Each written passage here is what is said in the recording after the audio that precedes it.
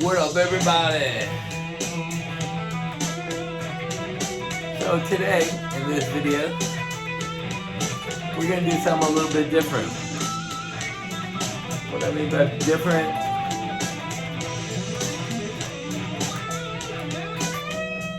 we're gonna play and talk for a little bit as I talk to you about what I'm doing. I'm really not thinking, I'm just playing as I talk. And no one said we can't. No one said we can't do that. No one said we have to do that.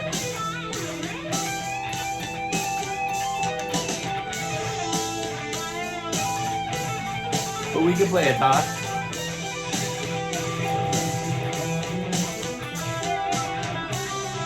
But I went and saw a good friend of mine, Jimmy Piano, the other day. Incredible blues guitar player with great phrasing.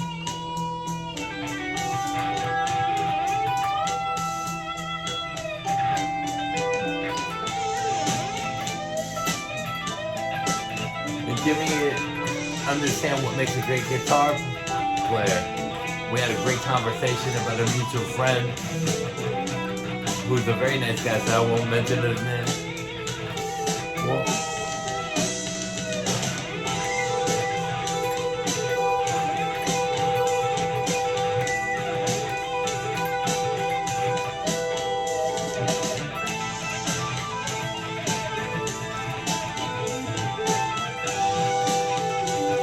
but the point of the whole conversation was what makes a great guitar player and when not to play, when to play, how to make the band sound better than it is.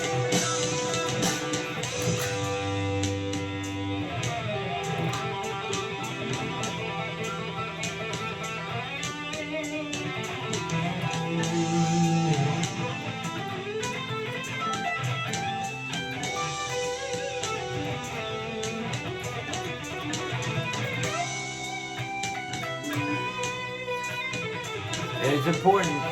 I was going to do some of this impossible licks over this track.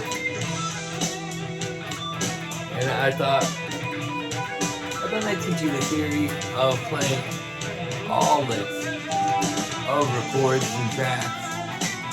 Why don't I explain the theory behind how I solo and how I write, which are very similar.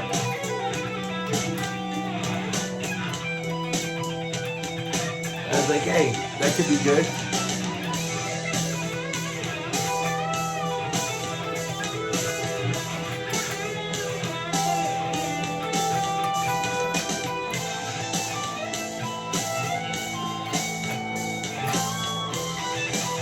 That way, instead of just the impossible list, you guys can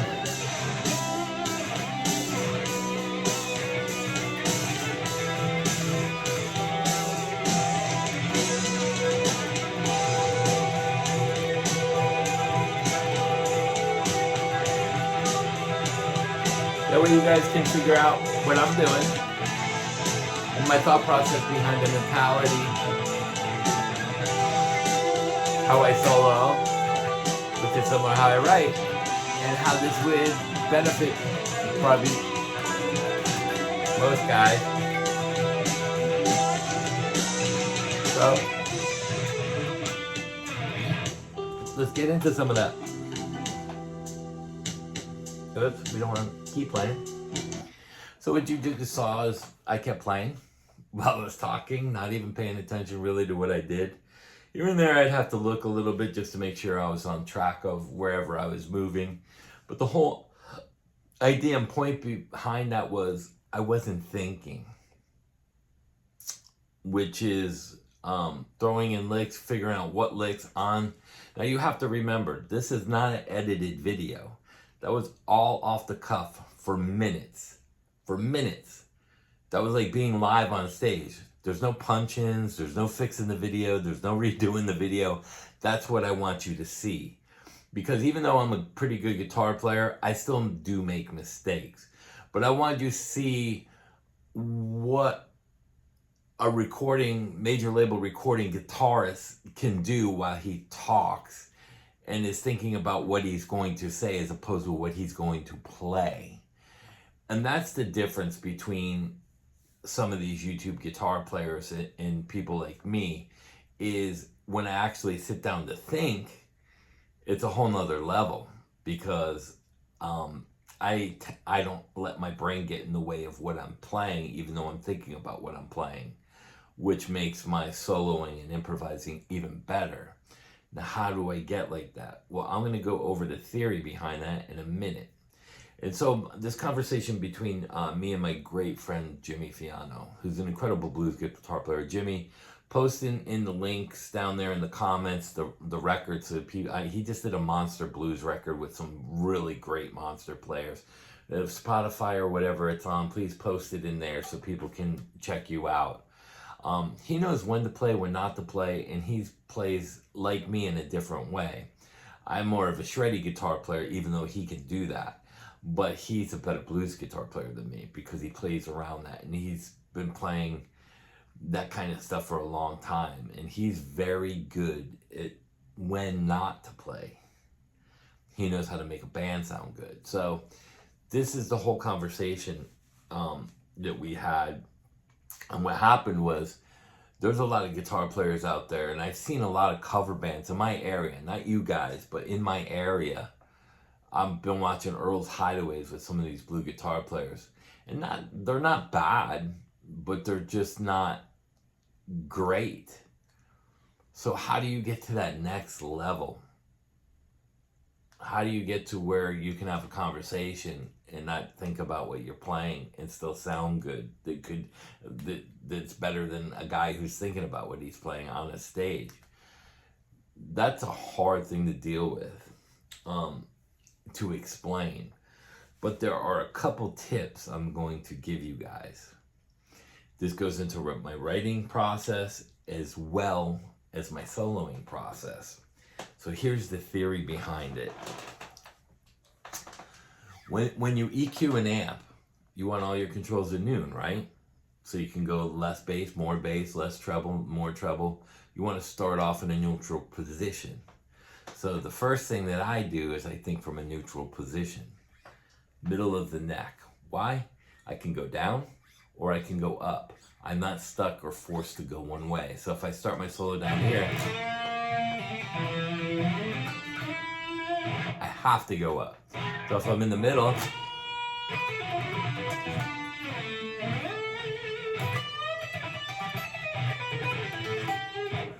I can go either way. That's number one. Number two, the track you heard, and I'm going to explain why a 5 and a 1 out of a chord or a scale is the perfect resolve.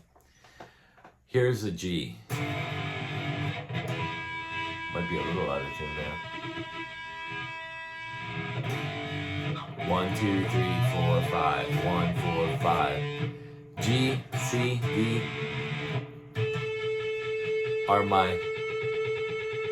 those are my major chord tones out of that scale, which is the G major scale. So I went way out of tune. There you go.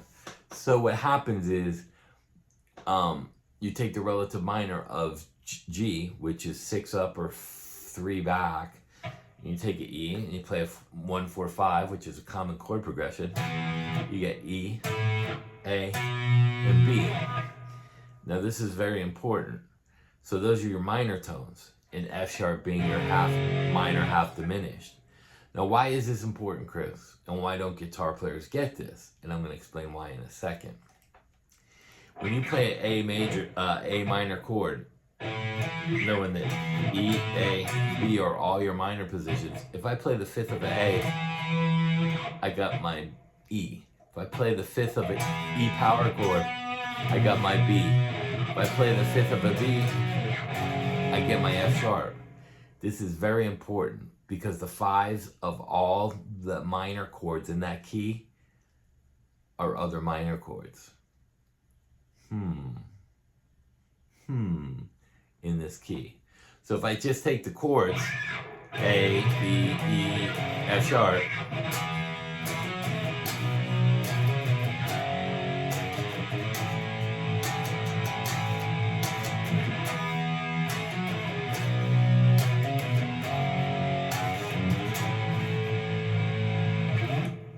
I just played that out of sheer. Everything I'm doing is just off the cuff. That sounds like a song.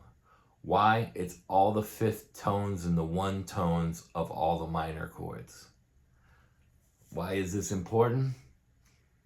Simplicity. And you can't go wrong the simpler it is.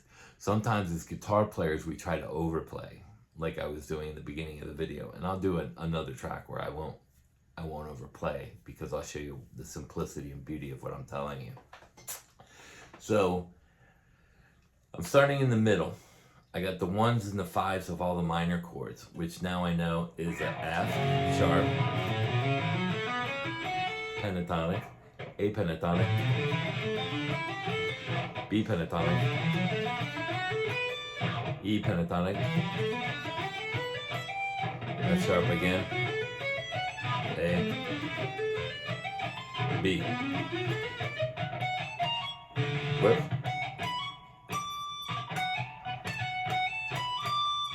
Might need a fret job up there now. Put my volume off. So anyway, that's a lot of different positions. So if you're starting them in the middle around the B, you got B, A, F sharp, and then the open E.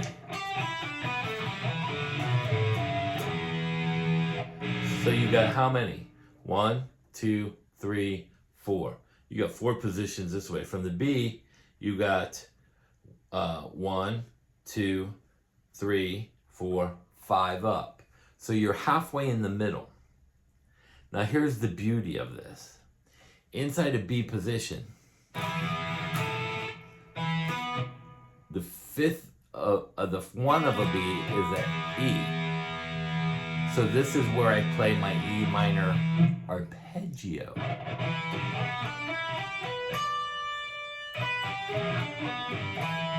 Now if I take the same finger and move it to the A, I have my A minor arpeggio. I would play it off the B. B minor arpeggio. Now you're starting to get a little interesting.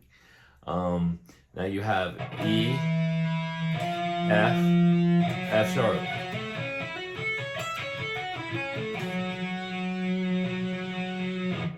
But look at the B minor position again. The one of a B is a E. E minor. Look at the bottom of the E minor arpeggio.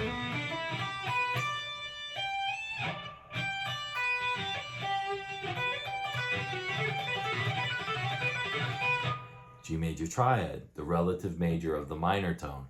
I have a lot of stuff inside this one position. See, now a lot of people don't explain why you can stay in one position. You have tons of options. They don't explain why you should start in the middle. Why? Because you have room to go. And out of all these pentatonics,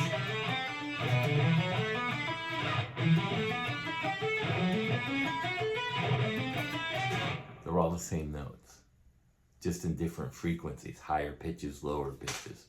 That's all it is. So my thought process in doing that is taking some of the licks that I know and playing it over that. Now, there are all kinds of licks you can play, like the string skipping, the Shanley,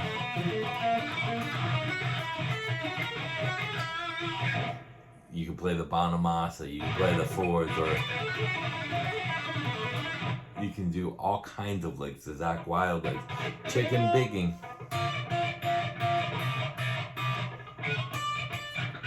Sixes.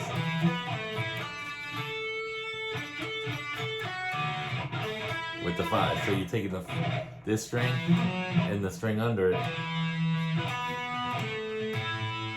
Basically playing chords, but you're arpeggiating them.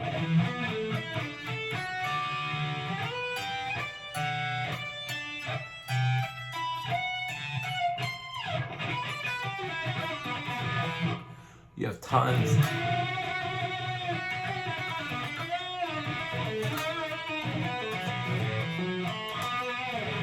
Tons of options. So this is how I solo. Now, going back into the writing, let's go to a clean channel.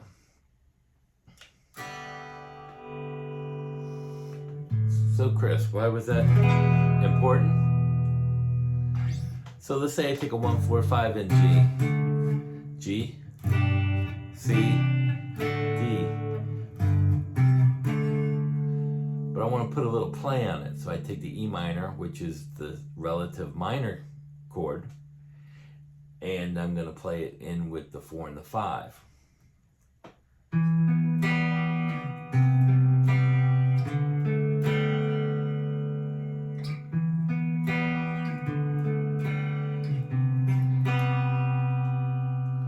Why is this important?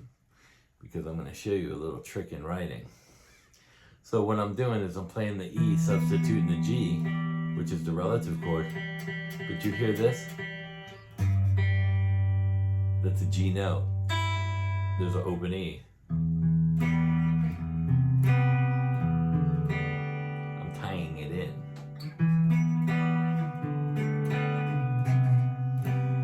Now what did I just end on? A C. What's the fifth of a C? G. Ah, now watch.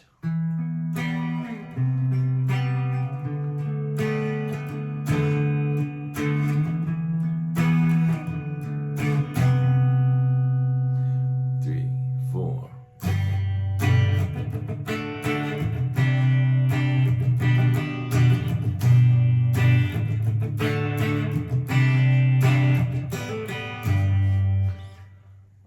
Oh, now you got a song. Here's the other version. I ended on the C. So let's say I'm going to end on the D now.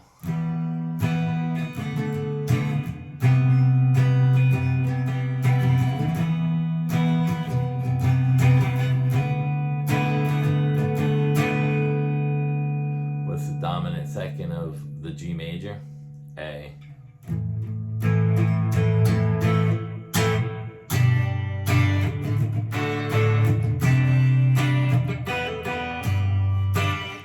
See how that works? Now I have two variations to change to get into my voicing for my chorus or pre-chorus. From a main pitch, I tied in the chords by substituting the G with the E and leaving the open G ring. You can do it up here.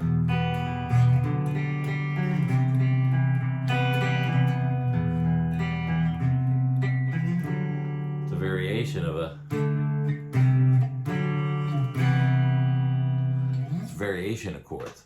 There's a lot of tricks and tips to writing, and that's also how I solo, based on the chord tones as the tricks that I'm showing you. I have tricks here.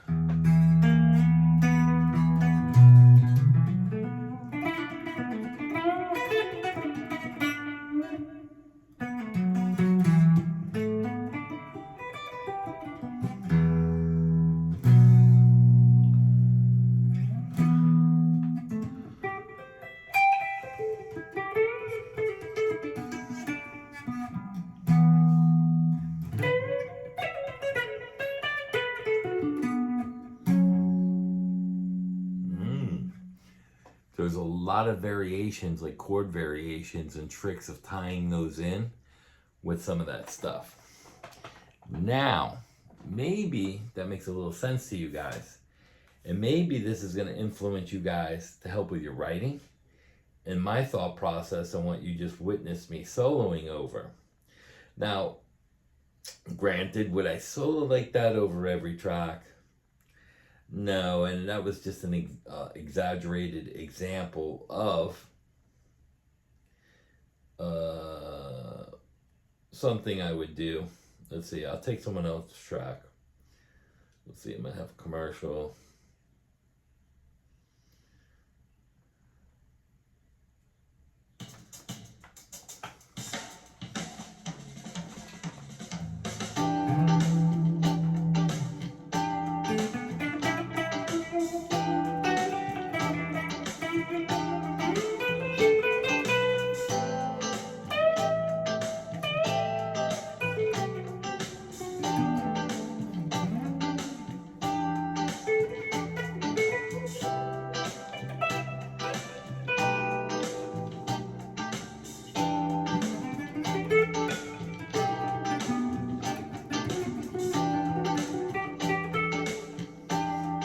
that into something, say,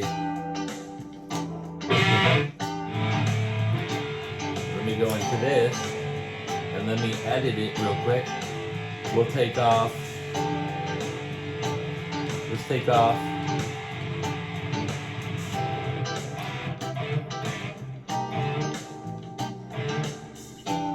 some of the drive.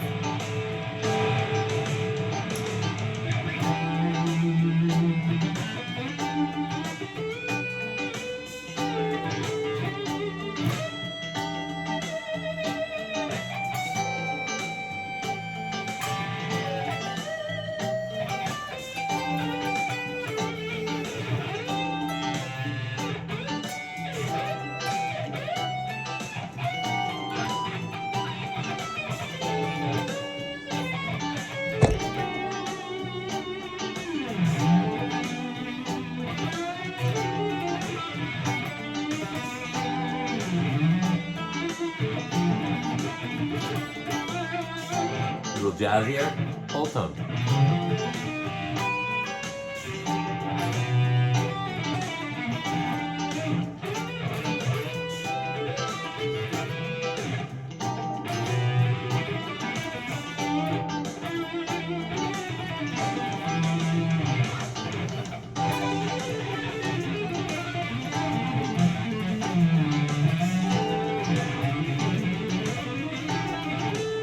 So the idea of that is to show you at the end what I probably would have played in the beginning would be more on a commission track.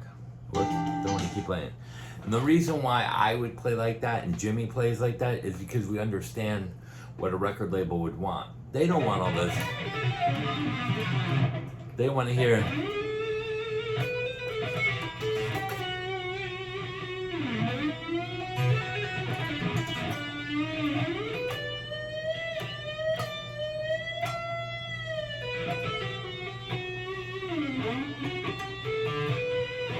They want to hear something melodic and juicy, something that pleases the ear and fits the song. Now, if you're writing your own songs, you can play whatever you want to play. But if you're with a band, you want to play what fits with the band to make them sound better. Which means if you're soloing, even though it's called a guitar solo, it's to enhance the song, not to show off your ability. So you have to have some restraint and check your ego at the door. And this is the kind of stuff that these guys on YouTube, most of them don't explain. Because they're not in those kind of situations like Jimmy and I, recording albums and working with artists and producers that are at the highest level. And again, by the way, this is the Japanese Randy Rhoads spec model. But the problem with a lot of it, and let me put it down, because that thing's like 13, 14 bucks. I'm going to weigh it, and I'll let you guys know. A lot of people don't understand that, and I see all these lesson things, sponsored lesson pages and this page. The number one thing that is not talked about is if you fail at guitar, or you fail at a sport, or you fail in school, it's not your fault unless you didn't pay attention or show up. The reason why people fail when they're being taught by even an educated teaching professor is they don't take in consideration one thing. Can't tell if I'm crooked. They don't take in consideration one thing. And what is that, Chris? Let us know right away. Not everybody processes information the same. So that means how I was taught might not make sense to you. Might make sense to the guy next to you or the guy next to him. But not everybody. Out of a class of 30, 5 of those people in that class, according to statistics, will not get it. Hence why we have failure in schools, why we have failure in music lessons, because people aren't all geared the same. We are not created equal. Are we created equal that we all can learn? Yes. But that road and pathway to process the information is not all the same. The way I learn is not the same way you learn, or you. And the other part of this is why I'm doing this video. And I didn't do all the impossible licks over it. even though I threw some in. This is to make you understand why you may have failed or not picked up on the information that's being told. If I say I can drink a half a bottle of vodka in 10 shots in 5 beers and doesn't affect my judgment whatsoever because I've been doing it for a long time, that doesn't mean that you can do that. And it doesn't mean the guy who can drink a lot can do that. It's inside my body how it's processed those chemicals. Same like 120-pound girl, 4'9", can out drink a 6'7", 350-pound guy, or your medication from your doctor takes the big guy down and the little girl can handle it, or vice versa. It's not built on your body, and it's not built on a brain. It's built on how that is processing the information. We were all grown up differently to process information different. We were taught by our parents differently. My mom might not make eggs the same way your mom makes eggs, but the end result is the eggs taste delicious. But how did you put butter in the pan? No butter? Did you add a little salt? It doesn't matter. The end result is what we want. And what we want is to all learn the information. So that's why I did this video, because a lot of people don't understand what it takes to be a great guitar player. It's to make the band sound good. You have to know when to play, when not to play, and how to make it fit. Now, I just gave you how I write and how I solo based on the same methods. And I also showed you physically why I don't shred on solos. Let's say I wrote a song for Taylor Swift.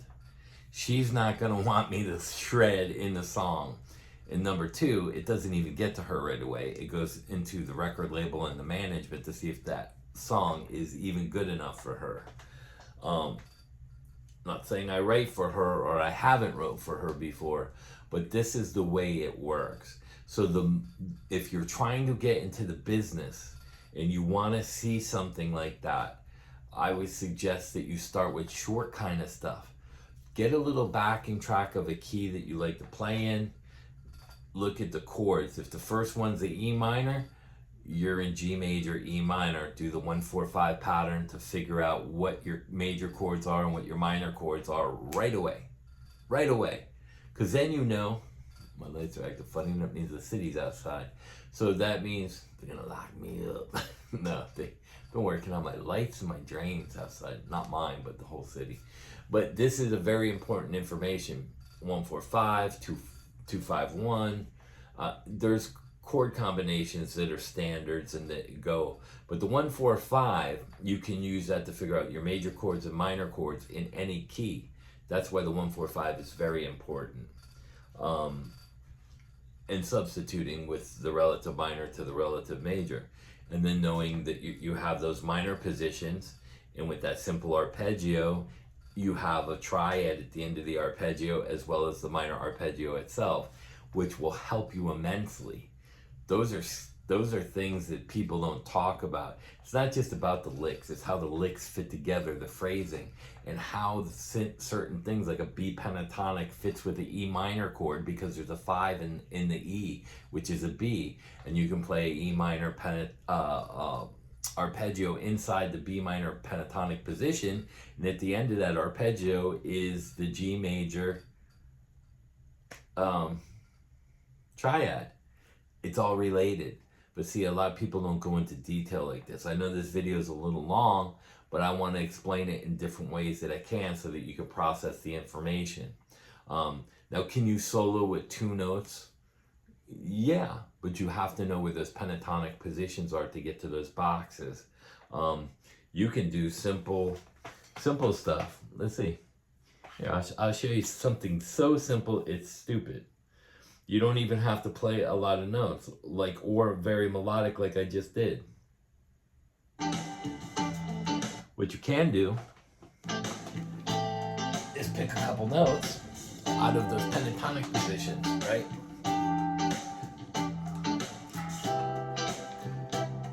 Let's see, where am I?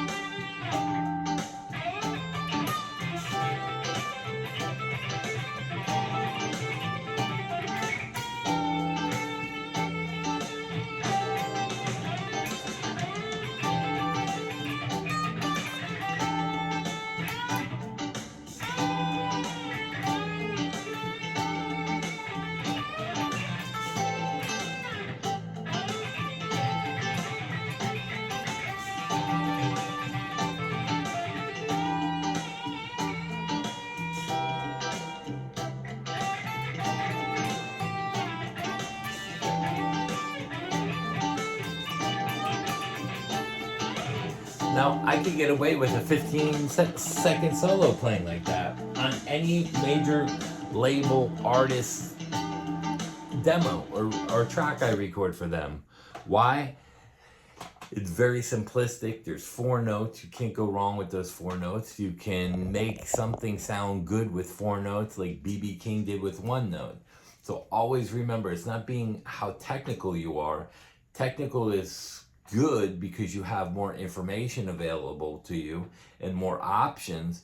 But is it necessary? No. See, a lot of people don't, they say, theory is not necessary. That's a complete false lie. It's complete bullshit. You need theory. If you need to tune an E string, you wouldn't say E string. I need to tune the string and I don't know what it is. Well, the tuner's telling you it's E. You have to go in between those lines to get it tuned. That's theory. It's telling you. If you have to play to a track, you need to know what to tune to. That's theory. The idea of theory is it can be very limited, like 4 notes, but you still have to know which minor box are you going to play those 4 notes out of. I know that's a E minor chord. I'm playing out of the B minor pentatonic because those notes are a part of the G major triad, and it's in the E minor arpeggio in the B minor pentatonic position. Now that sounds like a lot, but I just showed you. Now, if I had to move that position to A, could I do it? Yeah. Could I move it to E? Yeah. Now, they might not be the same 4 notes, but it is that simple and that basic to make something sound good. And it's not always about how good you play. Again, guitar solos in a song are to fit the mood of the song, to get the idea of the song over. It's part of the story. In the middle of Star Wars, you're not going to see Avengers. It doesn't fit. Even though it could be cool, it doesn't fit. You're going to be inside a movie, you want it all related. Just like your music. If you're telling a story with a song, you want the solo to enhance that story and that feeling that you're coming across. So these are important, valuable tools that a lot of people don't explain. Well, you don't need a lot of theory, you don't need this. Yeah, true, but why? Why? That's why I say, buyer beware. Now, going into some of this, and I know I talked about like Rick Beato and some of the other people, and they're very good. But again, even Rick sells a book based on what he thinks is good teaching. That's wrong. Teaching is about respecting other people's process of learning. And if people can't learn from it, it's because you didn't teach it the right way. Now, the other issue is, I'm going to tell you a little story that I just saw on Facebook. And it was, I think, Guitar World magazine. And I have a friend that writes there. And it said something about amps, and I forget who's trying to bring amps back, and if we don't continue, these amp companies are going to go out of business and blah, blah, blah. So instead of endorsing like Grace Bowers, who is a social media influencer, not a real guitar player, how about the Guitar Magazine, Guitar Player gets with Marshall and Friedman, and they get with Gibson and Fender and Schecter, and they all pull their money together and come up with their own TV show and start promoting gear with Battle of the Bands, Battle of the Guitar Players, a sign of artists, and they got all their equipment. You see, they don't think right. Times have changed. This girl is not going to make you more sales. Jay-Z smart enough to know to get Beyonce on the country stations, he had to pay $20 million. It's not because she sucks. It's not that she can't sing. She wasn't marketable because she was known as a pop artist, and she's older, so she's not going to be on every 14-year-old country boy's lunchbox. But could she make money? Absolutely. But how do you get around where the labels don't want to push you onto a country station because you're Beyonce? You come up with the money. You see, these companies are stupid because they don't know how to remarket their brands. And they're not learning from what social media is doing, like YouTube. All these channels kind of do the same thing with the gear, and the same people are in the shows, like the Grace Bowers and the Mateo. That's not how you get rock. See, here's the first thing. Why were Marshall amps popular in the first place? You have to think and go back into your history. Led Zeppelin, Foghat, Frank Marino, Ted Nugent. And then you went into the 80s with Poison and Cinderella and Van Halen recorded his first album. Who made these amps popular? Rock and hair bands. Not Joe Bonamassa, not B.B. King. They made Fender famous. Who made Marshall? If you're pushing Marshall, you get with Les Paul, you get with Fender and Marshall, and you start coming up with different ideas and scenarios like TV shows or a YouTube channel with a battle of a giveaway. Start getting into the media news and doing something worthwhile to attract people. If you want to attract people with an amp or a Gibson guitar, it's not Grace Bowers. You're cutting off a whole limited audience. These people, why I play guitar, is the first band that I saw was Aerosmith. Les Paul and Joe Perry. Who is the second band? And they put on a show? Kiss. Marshall, Les Paul. I said, as soon as I saw Ace Frehley and I saw the laser come out of the end of the guitar and blow up a bag of confetti, that's what I want to do. I was influenced. Where? At a huge show by a product that did something that nothing else other did. I heard the sound, heard it with Aerosmith, and thought, man, Walk This Way and my big 10-inch record on the wall and Draw the Line. And then I saw Kiss with the show. So what influenced me to buy my first JCM 800? Aerosmith and Kiss. Is Dua Lipa or Billie Eilish going to make you go out and buy a Marshall? Absolutely not. And who's pushing those people? Marketing people. Sensationalized. And then people jump on the bandwagon for money. That's why these companies like Marshall are hurting and Gibson's hurting. They don't know the new way to do it. And I'm telling them, if you want to get into this industry and today's level, you have to have some young thinkers and young ideas, and you have to band together group of numbers. It's harder to fight 10 people than one. You have to join together. Gibson has to get with Fender, and Fender has to get with Marshall, and Marshall has to get with both of them, and PV and EVH, and they all need to come together. Maybe have a benefit dedicated to the musicians of rock. And you have Dave Grohl talking about Marshall amps instead of whatever he gets paid to do. Maybe you pay him to promote your product, not just in posters, but in like another Live Aid, the salvation of rock music. And you put all these rock guys up there, not some 17-year-old that's not going to appeal to a 60-year-old except for sax. You want to play the guitar because you were like, oh my God, that's what I want to do. I saw the skill of Ace Frehley and Joe Perry back in the 70s and 80s. And then 80s came around. I already had a JCM, from like 1980, 81, somewhere around there is when I got my first Marshall. But why did I what was my first amp was a crate, a 2x12. My second one was a Marshall JCM 800 that my buddy Mike Cromiller now owns. But these are the things.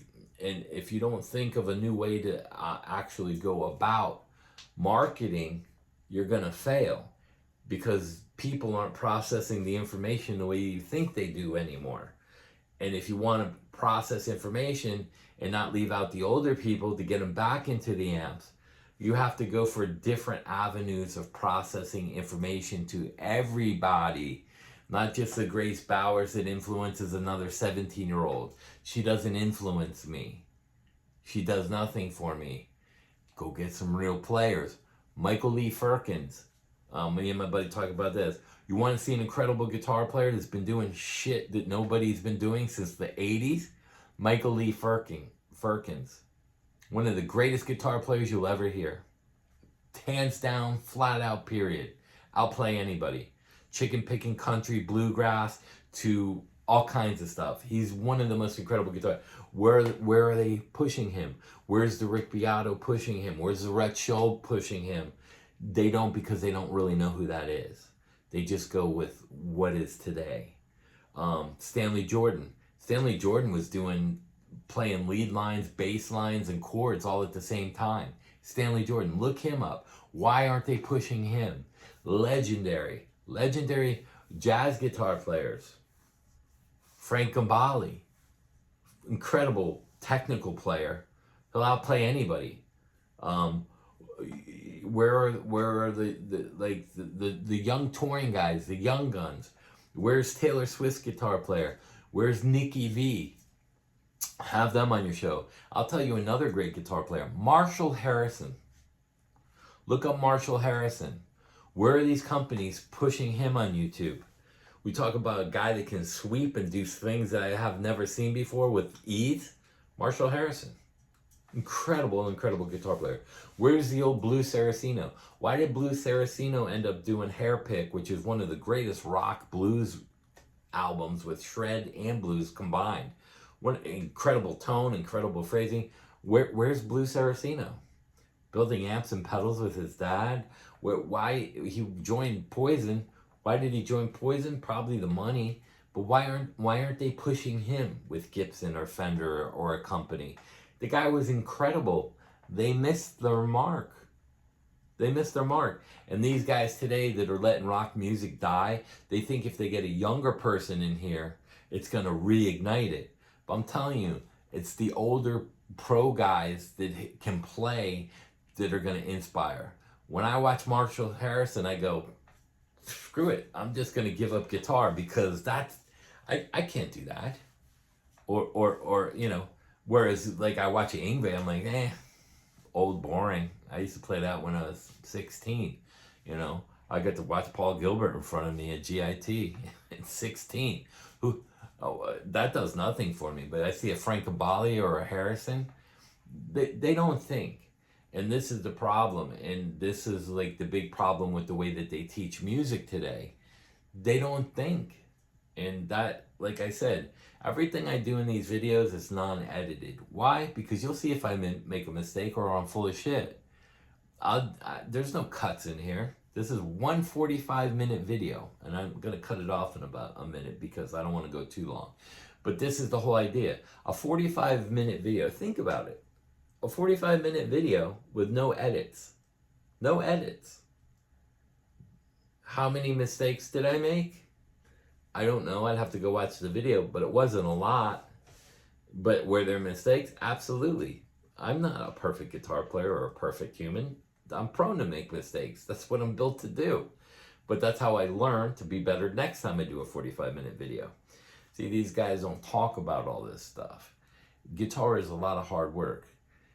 And I use this analogy all the time. If abs were so easy to get, everybody at the beach would have them and no one would admire you because it's that easy. Why are some of the best guitar players in the world admired? Think about it. Because you know, and I know, we all know how much work went into it. Hence, that's why we admire people. You know, you don't just come out of a womb and look like a professional model. You got to work out, you got to diet, you got to get your hair cut, you got to dress right. There's a lot that goes into that. You just don't come out looking like Brad Pitt. It doesn't work that way. So I hope this was a lot of information. In the rambling, I understand, but I just want you guys to understand my thought process of what I see and why I'm doing it. And I hope that makes sense to a lot of people. So I'm not going to do more videos this week so that you guys can process this big video. And please, like and subscribe. Again, 90% of you aren't subscribing who watch the video, which is okay, I guess, but it doesn't help me get this information into the feeds, into the algorithms. The more you like it and the more you subscribe, the more I can get my information out. Again, it's a no BS channel, and I want everybody to see this. You know, I've recorded for a lot of major label artists. I've toured with a lot of major label artists, and I want people to understand what we really do, what really goes on. If you have any questions, even about the industry, If I'm allowed to say it, I will tell you. I'm not going to lie to you guys. Do I think there's a lot of money to be made in music? Yeah, but in a different way, and it's not by recording albums. So, peace out and have a great week. And let me know in the comments if there's something you want to know about, you have a question. I don't have a lot of subscribers, like I said, so I usually get and can answer the questions. So again, have a great week. Peace out. I hope this was enjoyable for you, except for the painstaking time that it takes to watch. Peace.